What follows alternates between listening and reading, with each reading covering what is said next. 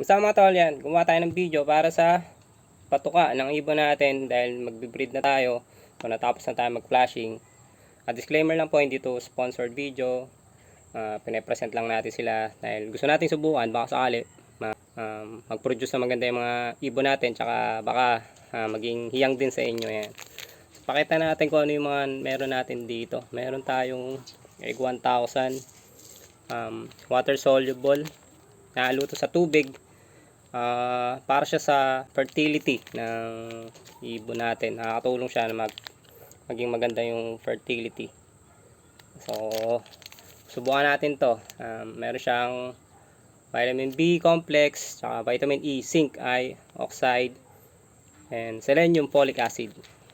So, ito bibigyan natin ngayong araw. Bali, ang schedule natin dito, Tuesday ng umaga, Thursday ng umaga, tsaka Sabado ng umaga. Ayan. Bali, isang pouch na ganito, hindi naman natin uubusin lahat. Kumbaga sa linggo, hati natin to sa 3. So, makakatipid pa rin tayo dito. And, sunod natin, ito. Wheat germ. Ayan.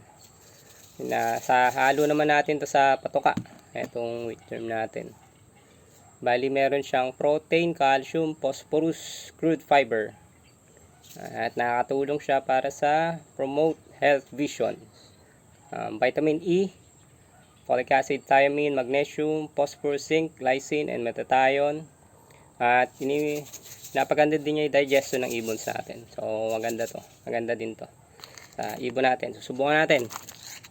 And ito, Power Yeast.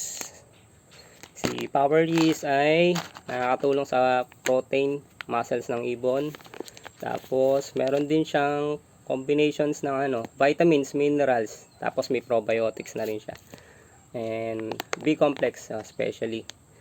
Tapos, meron siyang vitamin E, chlorine, niacin, riboflavin, biotin, pyridoxine, folic acid, amino acid, calcium, and crude protein. Yan, daming nito, compositions.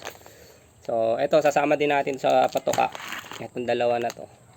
Tapos, ang magiging binder nila, etong vitamin B12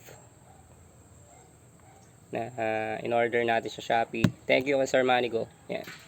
Subukan natin yung Victory product. First time din natin itong gamitin. Ito lahat ng product na to. Ang compositions na ito, meron siyang vitamin B12, L-carnitine, creatinine, butaphos. Meron siyang energy factor, purified water. Ayan. Yun yung compositions ng product na to. At nakatulong siya sa metabolism ng ibon, sa paglaki ng inakay natin, and sa mga fatigue or nagbublutang, tsaka yung umihi ng ibon galing sa mga rays. So, pwede natin bigyan ng ganito. Tapos, nakakatulong din siya sa liver. So, parang cleanser na rin to ng liver ng ibon natin sa atay. So, maganda tong Victory na to. Subukan natin, sana gumana sa atin. Tinahalo siya pwede sa tubig. Yung 10 ml na ganito, pwede siya sa 2,000 ml ng tubig. Hahalo natin. Or sa patuka. Pwede din sa patuka. 5 ml lang. Sa 1 kilo, pwede yung mga 5 ml. Hahalo mo ganun. So, ito yung gagamitin natin. Tapos, patukan natin. So, bibigyan natin to Tuesday, Thursday, tsaka Saturday ng umaga. So, tara, samahan nyo ako. Magpakain tayo ng ibon. So, una natin gagawin, halo natin tong egg 1000 dito sa tubig natin. Yan. Sunod natin ay itong B12. Lagyan natin sa patuka. Haluin natin. Sunod natin ay itong wheat germ. Yan. Ganyan lang yung amount na sasama natin. Haluin din natin. And lastly, itong power yeast. Yan, lagay natin yung power yeast. Pero ito, kakalugin lang natin.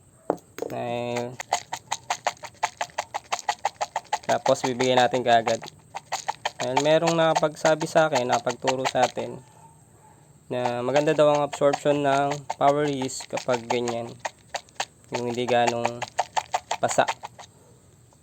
So comment down below mga idol, sa mga mentor natin, sa mga veterano dyan, yan, kung tama nga ba yung way natin ng paglagay ng power yeast. Tsaka sa mga tips nyo, baka may ma-advise pa kayo na magandang gawin natin sa mga breeder natin. So, tara, bigyan na natin sa mga ibon natin, pakainin natin mga tol. Tara, bigyan na natin sila ng egg 1,000.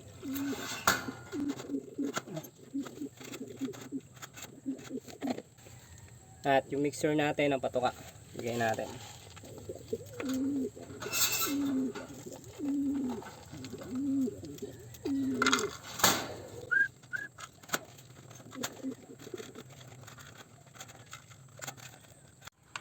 Ito na yung mga ibon natin. Makakain na sila. Finisher natin. Ito, silang dalawa. Yung hen. And ito yung isang hen natin. At yung tatlong cocks.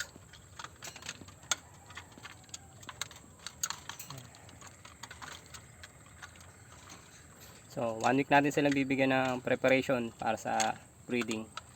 Tapos pagsasama-samahin na natin.